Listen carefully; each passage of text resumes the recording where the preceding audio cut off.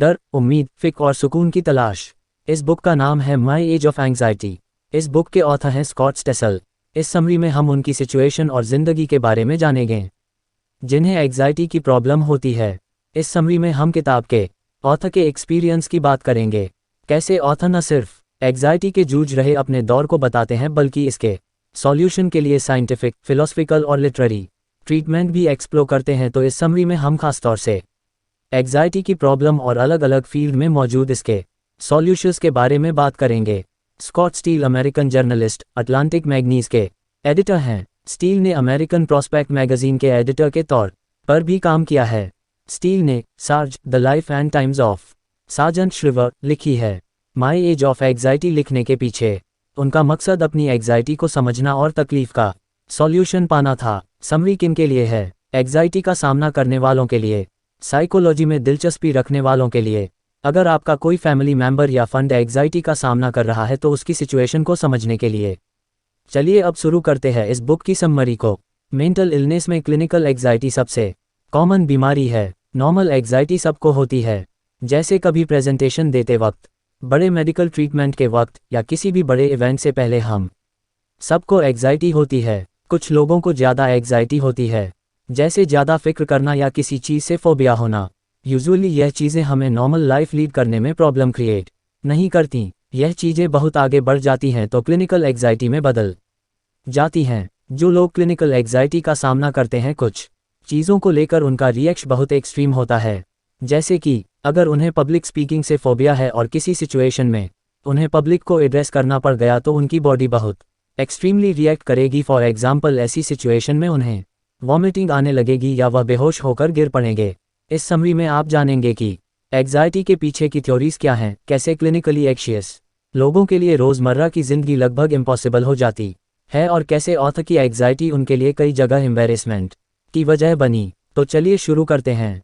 जब भी हम किसी के सामने या कोई हमारे सामने एंग्जाइटी का जिक्र करता है तो रिएक्शन बहुत सिंपल होता है कि यह तो नॉर्मल सी चीज़ है, लेकिन जब यह एक्सट्रीम लेवल पर पहुंच जाए तो इसे क्लिनिकल एंग्जाइटी कहते हैं, जो कि बहुत कॉमनली होने वाली एक तरह की मेंटल डिसीज़ है।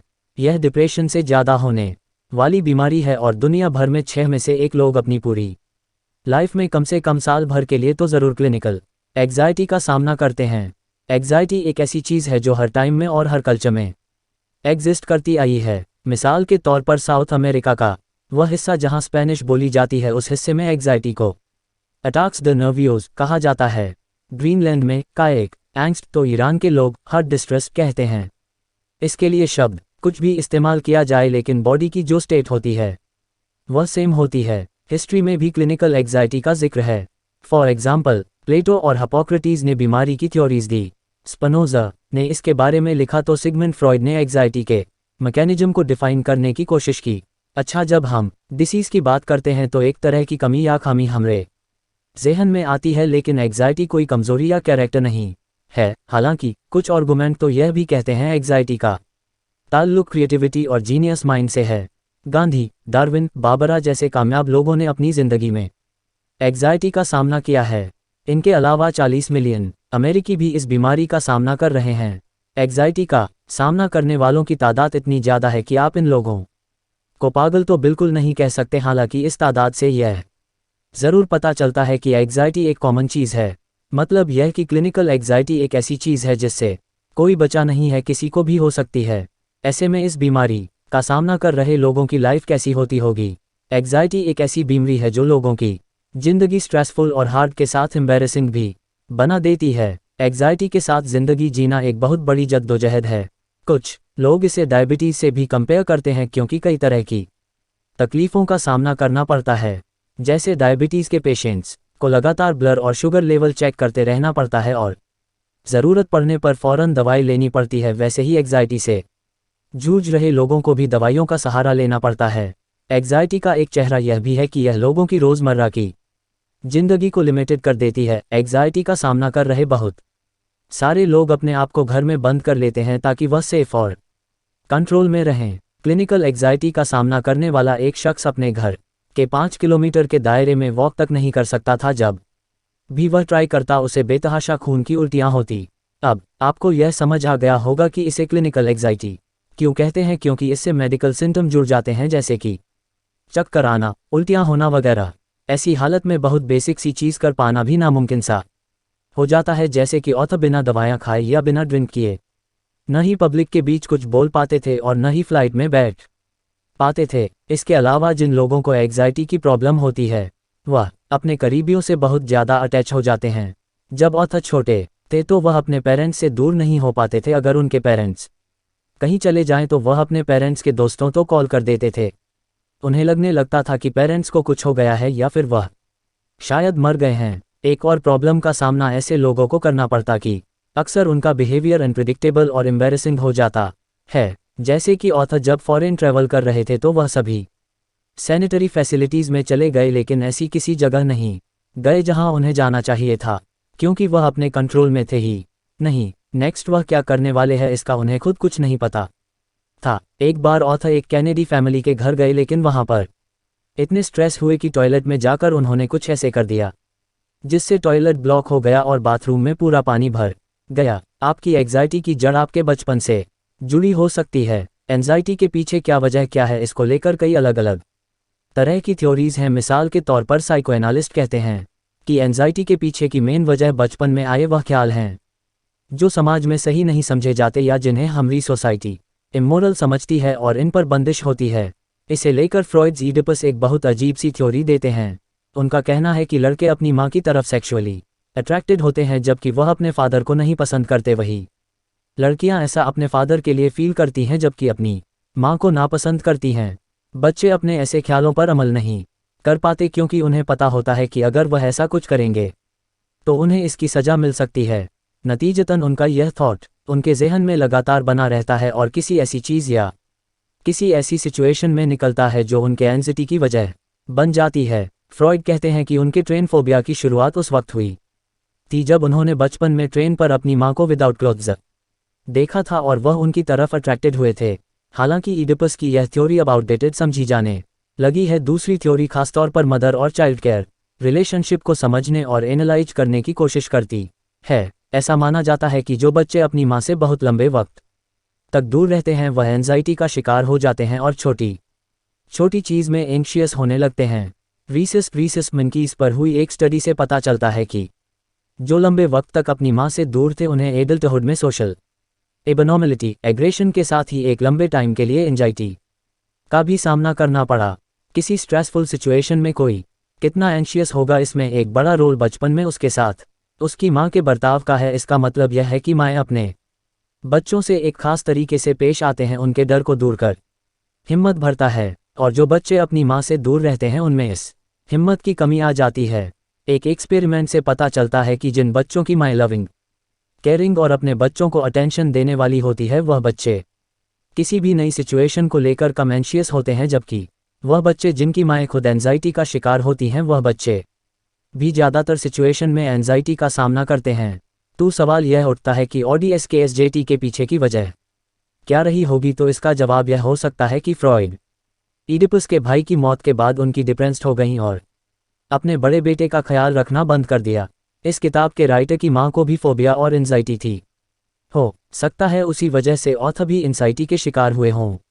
ईडिपस के एग्जाम्पल से, इस किताब के राइटर के एग्जाम्पल से, के लाइफ एग्जाम्पल से एक चीज़ क्लियर होती नज़र आती है कि कोई बच्चा कैसे रेस किया गया है इसका इस बात पर बहुत असर पड़ता है कि फ्यूचर में वह बच्चा एंजाइटी का शिकार होगा या नहीं। एंजाइटी एक एवोल्यूशनरी अडेप्टेशन है और ज़्यादातर मामलों में यह एंजाइटी जेनेटिक होता डक हमारे सर्वाइवल के लिए हमारे अंदर होने वाले चेंजेस को एवोल्यूशनरी एडेप्टेशन कहते हैं और एंजाइटी भी एक एवोल्यूशनरी एडेप्टेशन है। हालांकि एंजाइटी के साथ रोज़मर्रा की जिंदगी जीना काफ़ी मुश्किल है, लेकिन ज़रूरी नहीं है कि हर बार एंजाइटी नुकसानदायक और ख़राब ही हो।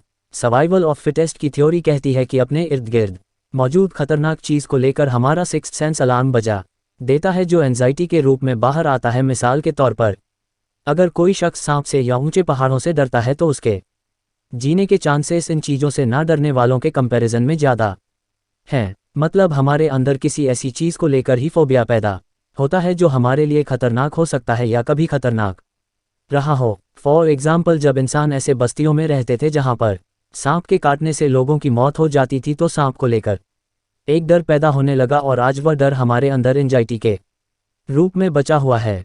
अब बात करते हैं क्लिनिकल एंजाइटी की। जिन लोगों को क्लिनिकल एंजाइटी होती है उन्हें ऐसी चीज़ों से डर लगता है जो न कभी डेंजरस रहे हैं और न उनके अंदर खतरनाक होने की पॉसिबिलिटी होती है। फॉर एग्जाम्पल, चीज़ को लेकर औथ का डर यूजलेस है। यह भी पाया गया है कि कुछ इस तरह के जीन्स में क्लिनिकल एंजाइटी के चांसेस ज़्यादा होते हैं। एंजाइटी का एक्सट्रीम लेवल बर्थ के कुछ हफ्तों बाद ही पता लगाया जा सकता है, जिससे यह चीज़ क्लियर हो जाती है कि एक्सट्रीम लेवल ऑफ एंजाइटी के पीछे जेनेटिक रीजन है। स्टडी से पता चलता है कि 15 से 20% बच्चे बर्थ के कुछ वक्त बाद ही बहुत ज़्यादा एंशियस हो जाते हैं, जो कि सारे बच्चों में नहीं होता। और यही 15 से 20% बच्चे अपने एडल्टहुड में पहुंचकर क्लिनिकल एंजाइटी या एक्सट्रीम एंजाइटी का शिकार हो जाते हैं। इस चीज़ को ऑथर खुद भी एक्सपीरियंस करते हैं। उनकी बेटी को वही फोबिया है जो उनमें है, जबकि उन्होंने अपनी बेटी की परवरिश बहुत ही लविंग और केयरिंग माहौल में की है।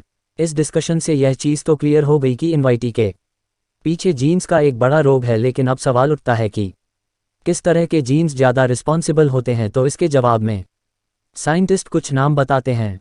सतमन जीन हमारे अंदर डर के लिए रिस्पॉन्सिबल होता है, लेकिन जब इसे माइस से अलग कर दिया जाए तो वह डर का एहसास भी खत्म हो जाता है। वहीं RGS2 नाम की जीन और एक्सट्रीम एंजाइटी के बीच रिलेशन होता है। मतलब थोड़ी बहुत एंजाइटी फील करना, किसी खास सिचुएशन को लेकर डर जाना नॉर्मल है, जो हमारे अंदर सर्वाइवल ऑफ फिटेस्ट के तहत डेवलप होती है। लेकिन एक्सट्रीम एंजाइटी जिसमें मेडिकल कंडीशन जुड़ जाती हैं, तो उनके पीछे बहुत बड़ा रोल जीन्स का है। एंजाइटी को दवाइयों और ड्रग से बहुत ईजिली इन्फ्लुएंस किया जा सकता है। अभी तक हमने एंजाइटी की वजह को जानने की कोशिश की। कैसे अगर किसी चीज़ में पोटेंशियल रेट होता है तो उस चीज़ से हमें एंजाइटी होने लगती है, और दूसरा रीजन जेनेटिकल है। लेकिन अब बात करते हैं एंजाइटी के फिजियोलॉजी की और कैसे इसे दवाइयों के जरिए बदला जा सकता है। फंक्शनल मैग्नेटिक रेजोनेंस इमेजिंग यानी fMRI स्कैन से पता चलता है कि ब्रेन के किसी खास हिस्से में ज़्यादा एक्टिविटी होने की वजह से एंजाइटी होती है। यानी एंजाइटी हमारे ब्रेन के अंदर क्रिएट होती है जब हम फ्यूचर की फिक्र में डूबे होते हैं, तो सेरेब्रल कॉर्टेक्स के फ्रंटल लोब्स में एक्टिविटी बढ़ जाती है। वहीं जब पब्लिक स्पीकिंग की सिचुएशन से आती है और हम डर से भर जाते हैं, तो हमारे एंटीरियर सिंगुलेट में एक्टिविटी बढ़ जाती है। क्लिनिकल एंजाइटी की वजह जानने के साथ हमें यह भी क्लियर रखना है कि यह ब्रेन के डिफेक्टेड न्यूरोट्रांसमीटर सिस्टम की वजह से होता है। नॉर्मली एंशियस लोगों के कंपैरिजन में क्लिनिकली एंशियस लोगों में सेटिस्फैक्शन और हैप्पीनेस रेगुलेट करने वाले सेरोटिन जैसे न्यूरोट्रांसमीटर्स कम प्रोड्यूस होते हैं।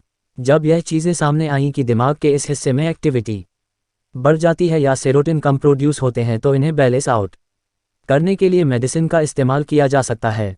लेकिन मेडिसिन भी हर किसी के लिए नहीं है। यह दवायां न्यूरोट्रांसमीटर्स पर असर डालती हैं।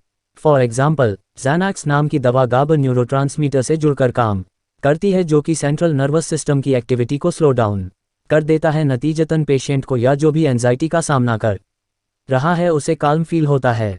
ज़ैनाक्स के अलावा एटोवैन नाम की दवा बहुत पॉपुलर है। क्लिनिकल एंजाइटी के लिए दवाइयों का इस्तेमाल बहुत होता है। सिर्फ 2005 में ज़ैनाक्स और एटोवैन के 53 मिलियन प्रिस्क्रिप्शन दिए गए थे। क्योंकि एंजाइटी कोई बीमारी नहीं है, इसलिए इसके लिए दवाइयों का इस्तेमाल हमेशा डिस्कशन का टॉपिक रहा है। इन दवाइयों के साइड इफ़ेक्ट के साथ इनका एडिक्शन भी हो सकता है। कुछ थ्योरीज तो यह भी कहती हैं कि इनका कोई खास असर नहीं होता, बस इंसान अपनों सेटिस्फैक्शन के लिए यह दवाइयाँ खाता है। 2003 में हुई एक स्टडी यह भी बताती है कि 3 में से सिर्फ एक को ही एंटी एंजाइटी खाने के बाद बेहतर फील हुआ है। जहां तक एडिक्शन की बात है, तो ऑथर खुद बताते हैं कि वह ज़ैनाक्स और पैक्सल नाम की दवाइयों के एडिक्ट हो गए थे। एक बार उन्होंने दवाइयों के बिना रहने की कोशिश की थी, लेकिन बर्दाश्त नहीं हुआ और एक हफ्ते बाद ही उन्होंने दोबारा दवाएं लेनी शुरू कर दी। एंजाइटी ठीक करने में थेरेपी भी काफ़ी असरदार साबित हुई है। अभी तक हमने बात की कि कैसे कुछ खास तरह की मेडिसिन हमारे ब्रेन के कुछ खास हिस्सों पर असर डाल करके हमारी एंजाइटी ठीक करने में काफ़ी असरदार साबित हुई है। लेकिन मेडिसिन इकलौता ट्रीटमेंट नहीं है। एंजाइटी के लिए कॉग्निटिव बिहेवियरल थेरेपी या CBT का भी इस्तेमाल किया जा सकता है, जिसके बारे में अब हम बात करेंगे। कॉग्निटिव बिहेवियरल थेरेपी के पीछे थ्योरी यह है कि जो एक खास तरह के बिहेवियर होते हैं, जिन्हें हम एंशियस बिहेवियर भी कह सकते हैं, उन्हें रेशनल थिंकिंग के जरिए कंट्रोल किया जा सकता है। एक्सपोजर थेरेपी CBT का एक हिस्सा है जिसका बहुत ज़्यादा इस्तेमाल होता है। इसमें पेशेंट से उस चीज़ का सामना कराया जाता है जिसे लेकर उसे एंजाइटी होती है, और उसके सामने यह चीज़ साबित की जाती है जिसको लेकर वह डरते हैं उसमें डरने जैसा कुछ है ही नहीं। यह सिर्फ उनका ज़हन और उनका बिहेवियर जो उनके अगेंस्ट काम कर रहा है। ऑथर को वॉमिटिंग से डर लगता है। उन्होंने इसका इलाज भी एक्सपोजर थेरेपी में ढूंढने की कोशिश की और उल्टी करने की दवाएं ली ताकि वह अपने डर का सामना कर सके, लेकिन चीज़ें एकदम उलट हो गई और दवाएं लेने की वजह से ऑथर का गला ही चोक कर गया।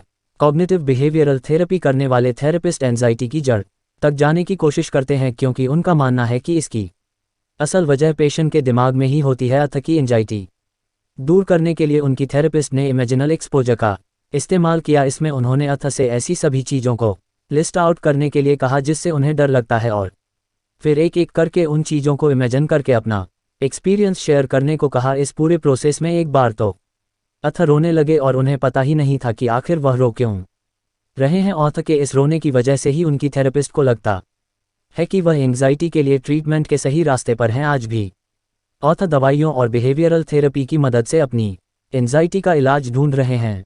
एंजाइटी का कोई एक सॉलिड इलाज नहीं है, लेकिन ऐसे बहुत सारे तरीके हैं जिनकी मदद से एंजाइटी कम की जा सकती है और इस किताब को लिखने के पीछे भी ऑथर का यही मकसद था कि उन्हें इसके जरिए कोई ऐसा रास्ता जरूर मिलेगा जिससे उनकी एंजाइटी कम हो सके। कुल मिलाकर क्लिनिकल एंजाइटी बहुत कॉमन चीज़ है और जितना हम इसके बारे में सोच पाते हैं यह उससे भी ज़्यादा गंभीर बीमारी है, लेकिन ऐसे बहुत सारे तरीके हैं जिनकी मदद से क्लिनिकल एंजाइटी को ट्रीट और कम किया जा सकता है।